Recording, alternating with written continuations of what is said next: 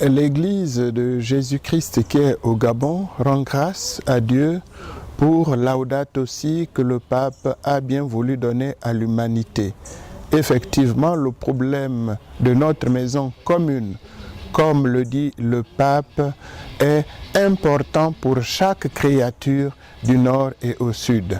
L'Église donc au Gabon a reçu ce document avec joie et la commission Justice et Paix a commencé à le divulguer et à se pencher sur les problématiques posées par le document. Au niveau de la conférence épiscopale, nous avons pris la décision d'écrire à tous les chefs-lieux de province pour que nous puissions obtenir des lopins de terre sur lesquels nous essayerons de faire un reboisement pour la protection de la nature. Nous avons aussi eu la grâce dans différents diocèses et surtout celui d'Oyem, notre confrère Jean-Vincent Ondo Eyen a demandé à chaque curé qu'il puisse essayer dans toutes les paroisses de voir quel genre de projet organiser à cet effet.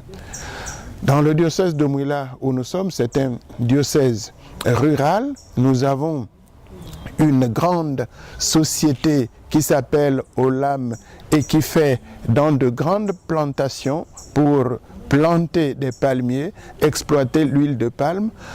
Le constat que nous avons fait, c'est que jusqu'à maintenant, Olam a occupé des places qui n'ont pas demandé beaucoup de déboisement, mais plutôt ce que nous pourrons appeler des terres proches des plaines.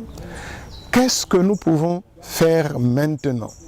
La rencontre que nous avons eue au cours de cette réunion entre le Standing Committee du Symposium des conférences épiscopales d'Afrique et Madagascar et la conférence épiscopale allemande qui avait pour thème le développement humain intégral et avec en toile de fond le même document du pape Laudato Si et bien sûr rencontre qui vient après la mise sur pied par le pape du nouveau dicaster pour le développement humain intégral. Nous allons faire toutes les discussions, toutes les résolutions que nous avons eu à prendre au cours de cette réunion. Nous pensons que si chacun dans son petit coin se rend compte que le problème de la préservation de la nature, donc faune-flore, mais aussi de la préservation de la vie de chaque personne, aussi bien dans les villes que dans les villages, est une priorité, alors nous pourrons ensemble rebâtir ou bâtir notre maison commune.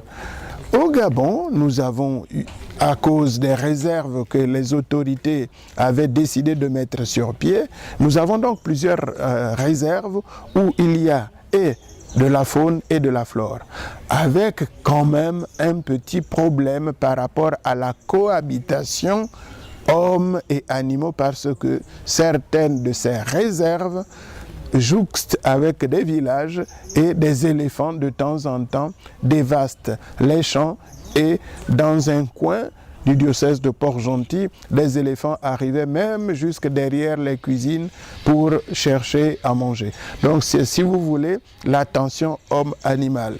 Ce que nous pouvons déplorer, c'est simplement le fait que dans la préservation de la nature, on préserve davantage des animaux pour qui et la multiplication et la croissance est facile, mais on abat des arbres centenaires et peut-être millénaires pour lesquels le reboisement est difficile. Alors c'est une question que nous posons, comment faire pour ne pas mettre l'accent seulement sur une catégorie au détriment de l'autre, mais que nous préservions aussi bien la faune, la flore que les hommes. Au niveau du Gabon aussi, la population n'étant pas, si vous voulez, abondante, car on approche les 2 millions d'habitants sur une superficie considérable de 267 627 km².